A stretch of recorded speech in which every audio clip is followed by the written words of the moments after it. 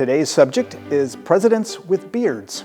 There were 5 presidents who had beards. Lincoln, President Grant, had a beard throughout the Civil War. In fact, he first grew his beard during the Mexican War in the 1840s. He was followed by Rutherford Hayes, who had a beard during the Civil War as well. He was also a general officer in the Union Army. So did James Garfield, and the last was Benjamin Harrison. So they all were general officers in the Union forces, and they all sported beards clear through their presidential days. It started in the 1850s. Beards became more fashionable. By the time they were presidential, they had simply worn them for a number of years.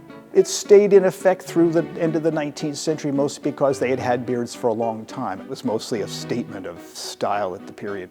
Chester Arthur did not have a full beard, but he did have a very prominent mustache and rather large side whiskers, and then shaved his chin.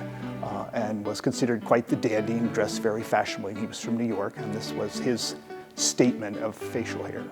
The painting that's behind me over the fireplace here in the dining room is the great seated portrait of Abraham Lincoln, painted by George P.A. Healy. Lincoln is the first president to come to the White House sporting a full beard. He wasn't the first one to have a beard as a person, but the first to have one as a president.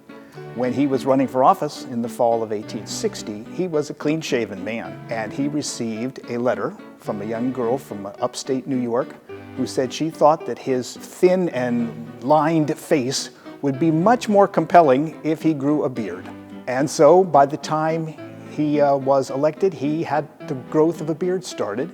On his trip from Illinois to Washington, in fact, he stopped in the town where she was from in New York and found her in the crowd and sat down on the edge of the train platform and talked to her about growing this beard in response to her suggestion that she would have a much easier time persuading her brothers to vote for the president if he had this beard.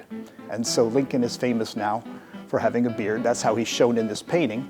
Healy did life studies here at the White House in the 1860s, painted a large multi-person painting of Lincoln with future President Grant, General Sherman, and Admiral Porter, all of whom were sporting beards. Then did this portrait for the government as a single portrait of Lincoln based on those studies he did of Lincoln sitting in a chair, leaning kind of on his hand and listening to the good advice he was getting from his military commanders.